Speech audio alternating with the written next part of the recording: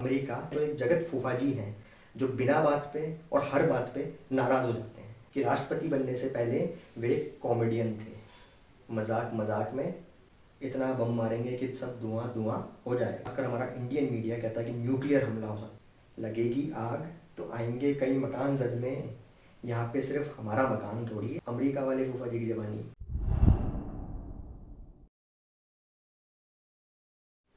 Ram Ram, hello, नमस्ते, आदाब, सत श्री अकाल। आप देख रहे हैं मेरा YouTube channel Saket Garg saga और मैं हूं आपके साथ आपका दोस्त साकेत गर्ग सागा।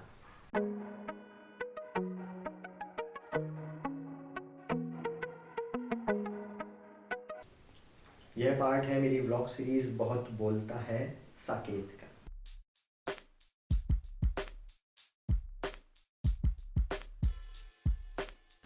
आज इस व्लॉग में हम बात करेंगे रशिया और यूक्रेन के बीच चल रहे वॉर और कन्फ्लिक्ट के बारे में। आज हम समझेंगे कि ये वॉर हो क्यों रही है, इसके पीछे के बेसिक कारण क्या हैं। रशिया और यूक्रेन में चल रहे कन्फ्लिक्ट के बारे में सब लोग कहते हैं कि इस कन्फ्लिक्ट के अंदर दो पक्ष हैं, एक रशिया और एक यूक्रेन। लेकिन जहाँ तक मैं समझता हूँ और जहाँ तक मेरी जियोपॉलिटिकल समझ है उसके अनुसार इस कन्फ्लिक्ट के अंदर 6 पक्ष हैं। 6 पक्ष कैसे? पहला पक्ष रशिया, दूसरा पक्ष यूक्रेन, तीसरा पक्ष यूएसए जो कि एक बहुत इम्पोर्टेंट पक्ष है, चौथा पक्ष नेटो और पांचवा पक्ष है यूरोप और छठा पक्ष है बाकी सारा वर्ल्ड। तो सबसे पहले हम बात करते हैं सबसे इम्पोर्टेंट और सबसे पहले पक्ष के बारे में जो कि है रशिया। रशिया यानी कि रूस। रशिया एक ट्रांस कॉन्टिनेंटल कंट्री है। ट्रांस कॉन्टिनेंटल कंट्री यानी कि ऐसी कंट्री जो 2 कॉन्टिनेंट्स में मौजूद है, एशिया में भी है और यूरोप के अंदर भी है। रशिया वर्ल्ड की लार्जेस्ट कंट्री है। अगर हम इसके क्षेत्रफल के बारे में बात करें तो 1,71,25,191 स्क्वायर किलोमीटर। आप सोचिए कितना बड़ा एरिया है, 1,71,00,000 स्क्वायर किलोमीटर।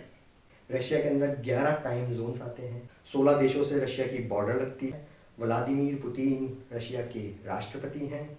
रशिया 1922 से सोवियत यूनियन का हिस्सा था। सोवियत यूनियन जिसे हम सोवियत रूस भी कहते थे, यूएसएसआर के नाम से जानते हैं। जब सोवियत रूस डिसॉल्व हुआ तब रशिया एक अलग राष्ट्र बन गया। रशिया एक पोटेंशियल सुपर पावर है, हिस्टोरिकली एक सुपर पावर रह चुका है और अपने एरिया के अंदर भी एक सिग्निफिकेंट रीजनल फोर्स है। यूनाइटेड नेशंस यानी कि यूएन के सिक्योरिटी काउंसिल के जो 5 परमानेंट मेंबर्स हैं उनमें से एक रशिया है। अब बात करें मिलिट्री के बारे में तो रशिया के पास में सही मायनों के अंदर वर्ल्ड की सेकंड मोस्ट पावरफुल सेना है, मिलिट्री है। रशिया के पास वर्ल्ड का हाईएस्ट न्यूक्लियर स्टॉक पाइल है। ऐसा कहा जाता है कि वर्ल्ड के जो जितने भी न्यूक्लियर वेपन्स हैं उसमें से आधे रशिया के पास ही हैं। वर्ल्ड की सबसे पावरफुल ग्राउंड फोर्स है, second most powerful air force है और नेवी है। वर्ल्ड का second largest arms exporter Russia है। भारत का रेफरेंस हम जानते ही हैं कि हमारे सबसे ज़्यादा आर्म्स की डील्स रशिया से ही होती हैं। हमारे सबसे ज़्यादा आर्म्स और एम्यूनिशंस हम जो इंपोर्ट करते हैं वो रशिया से ही करते हैं। वहीं अगर अब हम बात करें यूक्रेन की तो यूक्रेन भी सन 1991 तक सोवियत रूस का ही हिस्सा था और उसके बाद में सोवियत रूस से अलग होकर एक अलग देश बन गया। बात करें यूक्रेन के एरिया की तो यूक्रेन का एरिया है 6,03,628 स्क्वायर किलोमीटर। अब आप कंपेयर करके देखिए, यूक्रेन का एरिया है 6,03,628 स्क्वायर किलोमीटर। वहीं अगर बात करें यूक्रेन की बॉर्डर्स की तो यूक्रेन की बॉर्डर्स ईस्ट और नॉर्थ ईस्ट में लगती है रशिया से, नॉर्थ के अंदर लगती है बेलारूस से, वेस्ट में लगती है पोलैंड, स्लोवाकिया और हंगरी से, साउथ में लगती है रोमानिया और मोल्डोवा से और ब्लैक सी यानी कि काले सागर से इसकी कोस्ट लाइन लगती है। यूक्रेन की राजधानी है कीव और वही इसका सबसे बड़ा शहर है। जहाँ एक और रशिया को इतना समृद्ध देश माना जाता है, वहीं यूक्रेन को यूरोप का सबसे पुअरेस्ट कंट्री कहा जाता है। वहाँ हाई पॉवर्टी रेट्स हैं और बहुत ही हाई करप्शंस हैं। लेकिन यूक्रेन की जो फार्म लैंड है वो बहुत ही फर्टाइल है और इसलिए वर्ल्ड के लार्जेस्ट ग्रेन एक्सपोर्टर्स में यूक्रेन आता है, ग्रेन अनाज। यूक्रेन के राष्ट्रपति का नाम है वोलोदिमीर जेलेंस्की।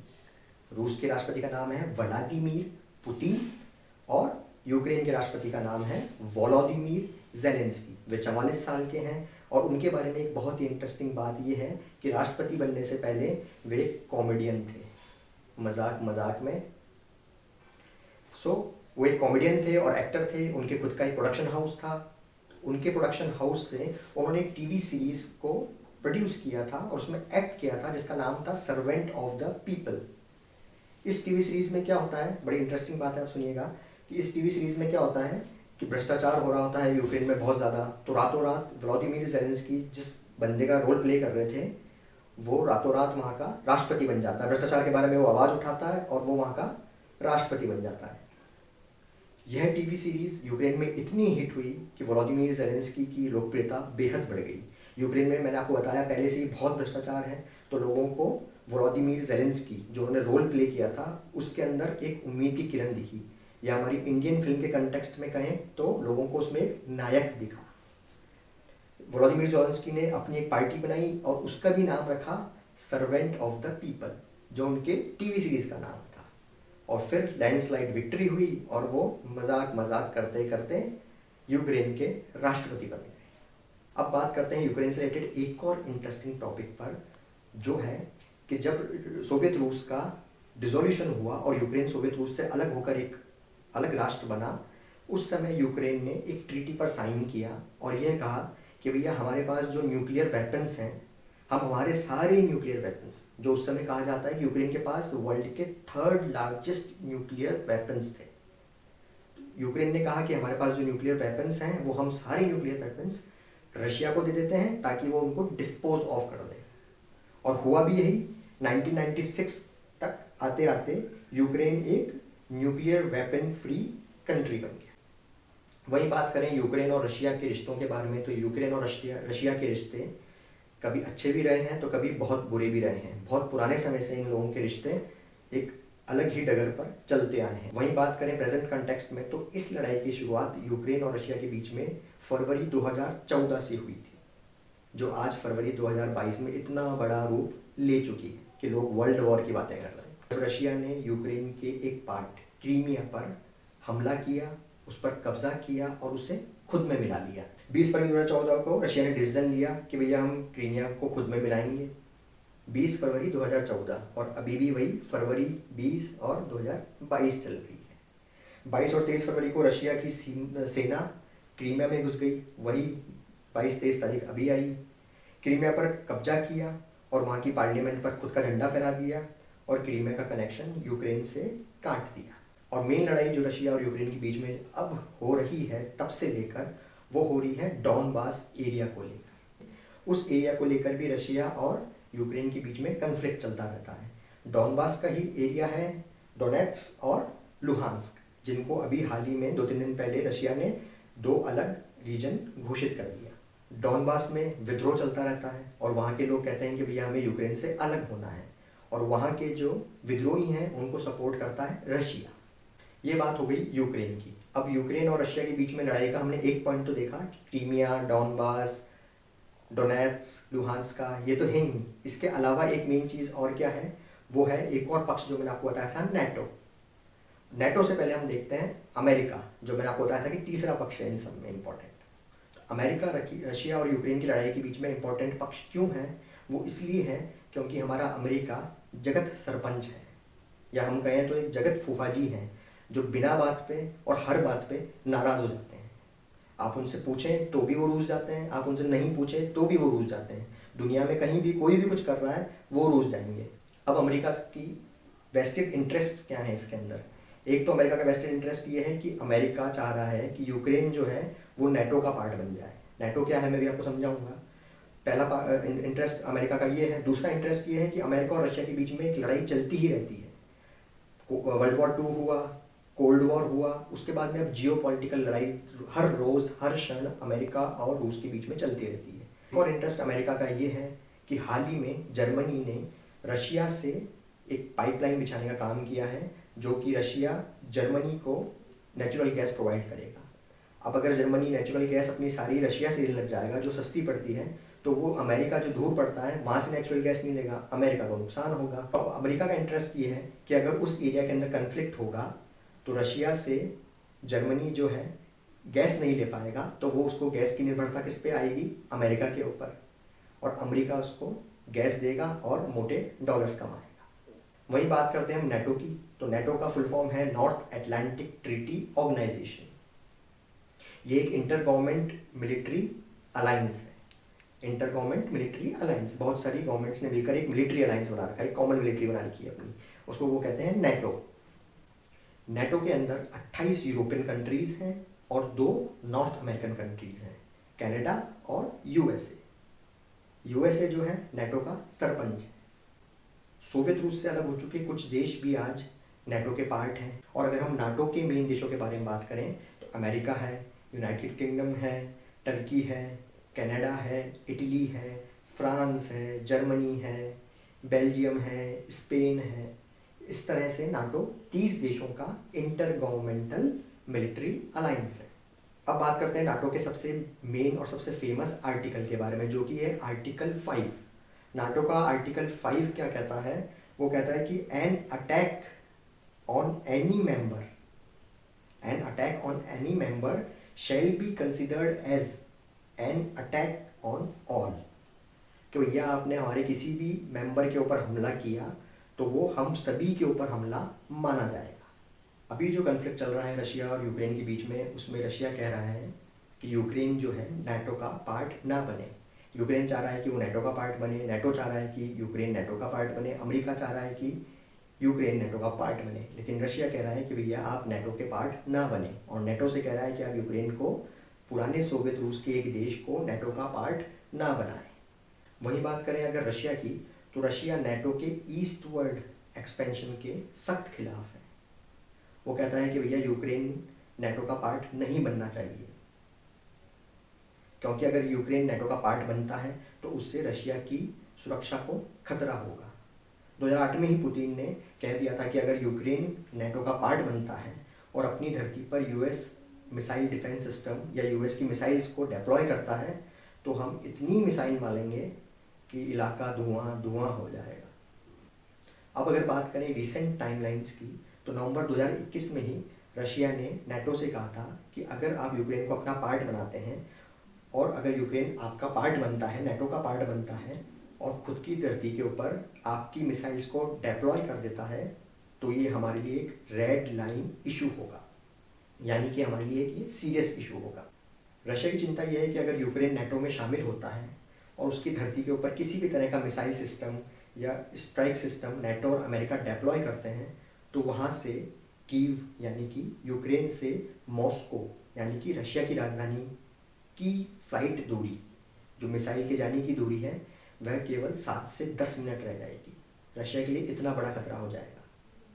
और वहीं अगर बात करें हम हाइपरसोनिक मिसाइल्स की, तो यह दूरी केवल 5 मिनट की रह जाएगी। इसलिए रूस इस चीज़ का विरोध कर रहा है कि यूक्रेन नाटो का पार्ट ना बने और अपनी धरती पर नाटो और अमेरिका, जो कि रूस का सबसे बड़ा दुश्मन है सालों से, उसकी और उसकी अलाइड फोर्सेस की कोई भी गतिविधि यूक्रेन पे यानी कि रशिया के आसपास के एरिया में ना हो। इस पर नाटो ने कहा कि रशिया इस मामले में कुछ नहीं बोल सकता, यूक्रेन जाने हम जाने, यूक्रेन को हमें शामिल होना है, हमें यूक्रेन को शामिल करना है, रशिया कौन मैं खामखा। ये बात हुई नवंबर की।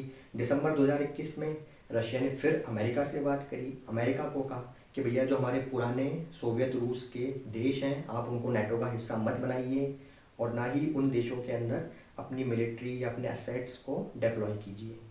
फिर जनवरी 2022 में अमेरिका और रशिया के बीच में एक बार फिर बात हुई जेनेवा में। वहाँ भी रशिया ने यही बात दोहराई और कॉन्क्रीट गारंटीज मांगी कि भैया ऐसा नहीं होगा, नाटो का सदस्य यूक्रेन को नहीं बनाया जाएगा। और इस बार उसने यहाँ तक कहा कि risk of military confrontation should not be under estimated, कि अगर आप ऐसा करते हैं तो मिलिट्री कन्फ्रंटेशन की रिस्क को अंडर एस्टिमेट मत कीजिएगा और यूक्रेन को नाटो में लेना अंडर एस्टिमेट करना होगा क्या, सिचुएशन की सीरियसनेस को। फिर इस बात पे नाटो के सेक्रेटरी जनरल ने एक बार फिर आग में घी डाला और कहा कि नाटो रशिया के साथ कॉम्प्रोमाइज़ नहीं करेगा और यूक्रेन और नेटो डिसाइड करेंगे कि हमें क्या करना है। और साथ में आग में डबल घी डालते हुए ये और कहा कि नेटो हेल्प करेगा यूक्रेन की मेंबरशिप के लिए नेसेसरी क्राइटेरियाज फुलफिल करने में। फिर 12 जनवरी को मीटिंग हुई रशिया और नेटो काउंसिल के बीच में। वहाँ भी वापस वही कि हम नेटो और यूक्रेन फैसला लेंगे कि भैया हमें आपस में मिलना है या नहीं मिलना है। हम ईस्टर्न यूरोप में अपनी प्रेजेंस को बढ़ाने के लिए प्रतिबद्ध हैं। इसके बाद जनवरी 13 को OSCE की मीटिंग में रशिया के रिप्रेजेंटेटिव अलेक्जेंडर कहते हैं कि if we do not hear a constructive response to the proposals made, क्या प्रपोजल है रशिया का कि भैया यूक्रेन को आप नेटो का हिस्सा मत बनाइए। So if we do not hear a constructive response to the proposals made within a reasonable time and the aggressive line of behavior against Russia continues, we will be forced to draw the appropriate conclusions and take all necessary measures to ensure a strategic balance and eliminate unacceptable threats to our national security. ये OSCE की meeting में 13 जनवरी को Russia के representative Alexander ने खुला कहा। ये बात हो गई 13 जनवरी की। इसके बाद में रशिया के फॉरेन मिनिस्टर ने कहा कि Moscow has run out of patience, भैया हमारा पेशेंस जो है ख़त्म हो चुका है and we are waiting for positive response.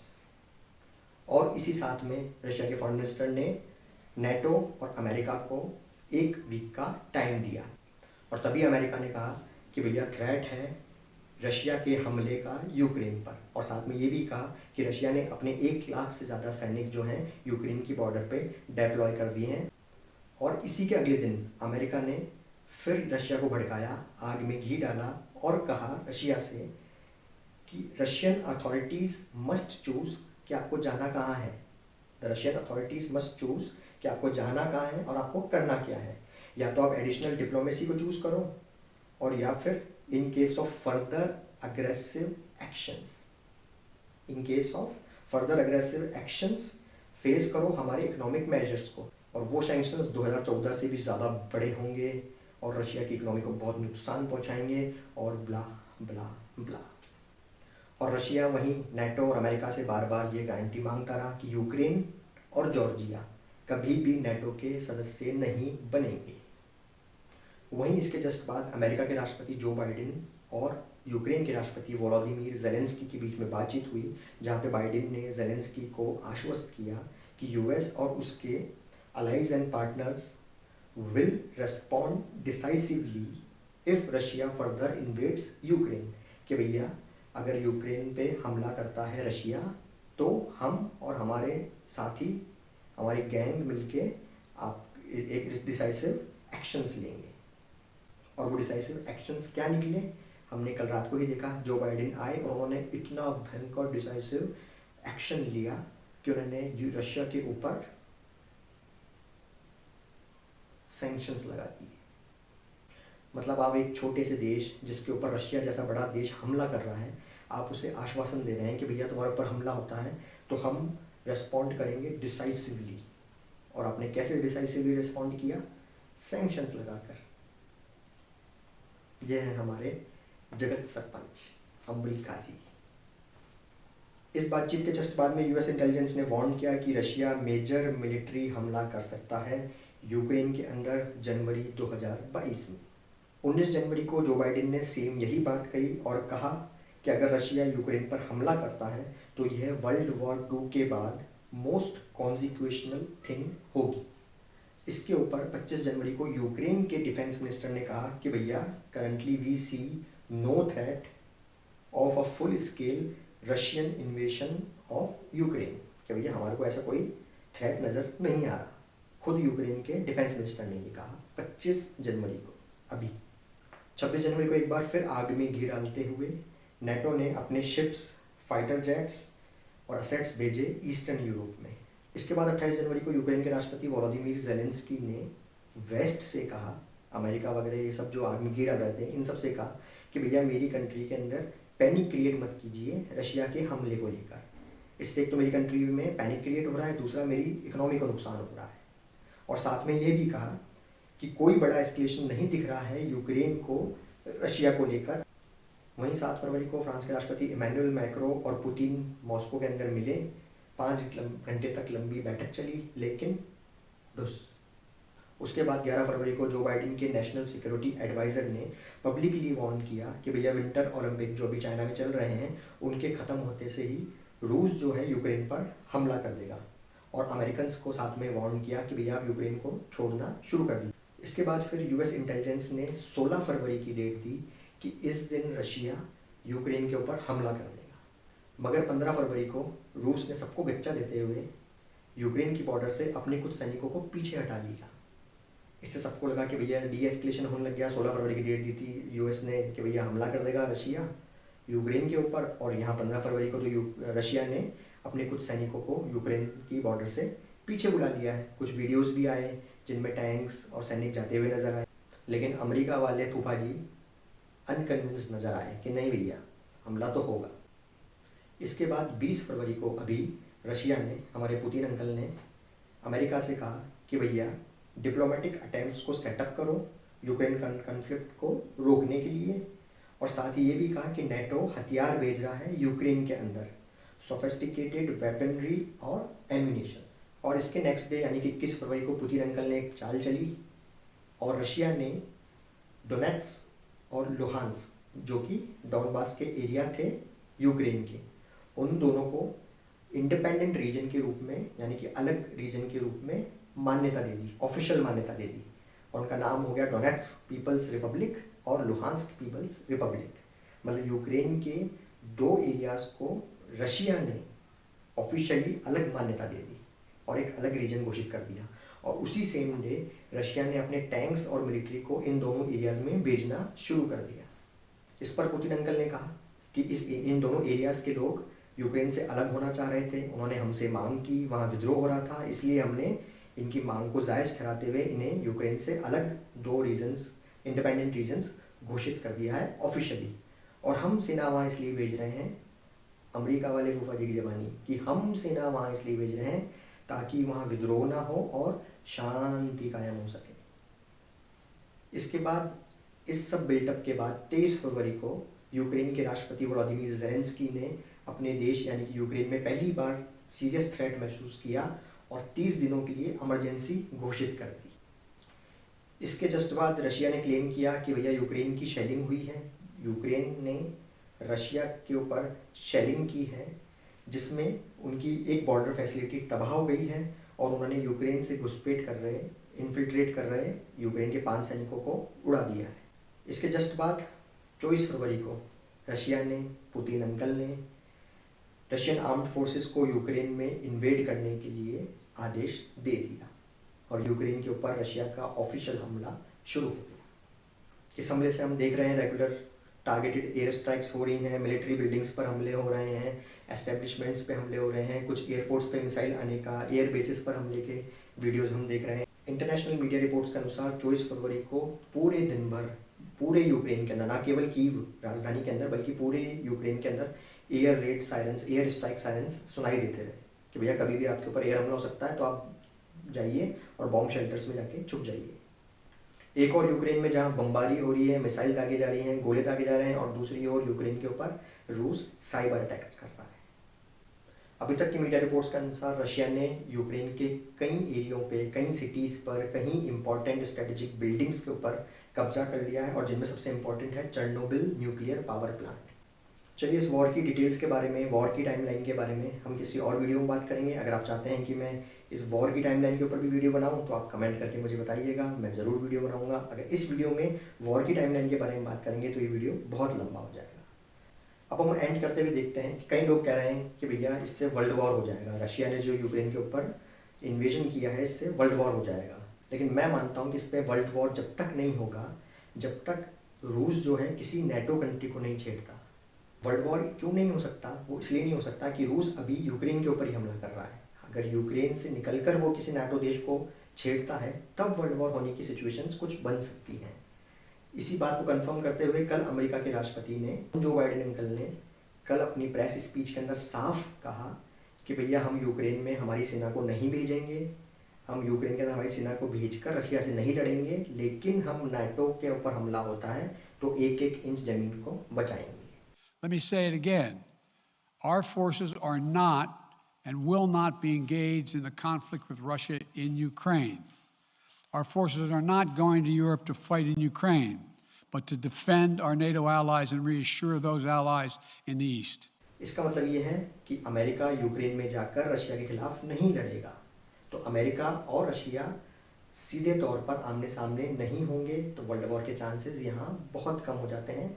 सिर्फ यूक्रेन और रशिया का मामला ही अभी फ़िलहाल नज़र आता है, जब तक कि रशिया यूक्रेन से आगे नहीं बढ़ता। वहीं पे कुछ लोग माहौल बना के कह रहे हैं, खास करके हमारी इंडियन मीडिया, कि इस सब में न्यूक्लियर हमला हो सकता है, न्यूक्लियर वेपन्स का इस्तेमाल हो सकता है। अरे भाई साहब, रशिया, पुतिन जी, अमेरिका, बाइडेन जी और नाटो, यूरोप के देश इतने बेवकूफ़ नहीं हैं कि वो न्यूक्लियर वेपन्स को ऐसे ही इस्तेमाल कर लें। अगर न्यूक्लियर वेपन्स का इस्तेमाल होगा तो उनके दुश्मन को जो नुकसान होगा ही होगा, साथ में उनको खुद को भी नुकसान होगा। इसके ऊपर अगर रशिया न्यूक्लियर हमला करता है यूक्रेन के ऊपर, तो मुझे यहाँ राहत इंदौरी साहब का, मरहूम राहत इंदौरी साहब का एक शेर याद आता है कि लगेगी आग तो आएंगे मकान कई जद में, लगेगी आग तो आएंगे कई मकान जद में, यहाँ पे सिर्फ हमारा मकान थोड़ी है। तो ये अगर आप न्यूक्लियर हमला करेंगे यूक्रेन के ऊपर, तो आपके ऊपर भी तो लपटे आएंगे, यहाँ पर सिर्फ हमारा मकान थोड़ी है। तो चलिए, ये था मेरी व्लॉग सीरीज़ बहुत बोलता है साकेत के अंदर आज रशिया और यूक्रेन कन्फ्लिक्ट के बारे में एक बैकग्राउंड चेक और एक टाइमलाइन चेक। अगर आप चाहते हैं कि मैं किसी और विषय के ऊपर भी इसी तरह व्लॉग बनाऊं, तो आप मुझे कमेंट करके ज़रूर बताएं। अगर आपको ये व्लॉग पसंद आया है तो लाइक करें, शेयर करें, और अगर आपने अभी तक मेरे चैनल को सब्सक्राइब नहीं किया है तो प्लीज़ मेरे चैनल को सब्सक्राइब करें, ताकि मुझे प्रोत्साहन मिले और मैं इसी तरह नई नई वीडियोस बनाकर आपको दिखाता रहूं। और अगर साथ में इस व्लॉग के अंदर आपको कोई बात गलत लगी हो, कोई जानकारी गलत लगी हो, या कोई बात पसंद नहीं आई हो, तो वो भी मुझे ज़रूर बताएं। मैं अगली बार उसे सुधारने की पूरी कोशिश करूँगा। तो चलिए, मिलते हैं अगली वीडियो में। जब तक के लिए सेफ रहें, खुश रहें और मस्त रहें। जय हिंद।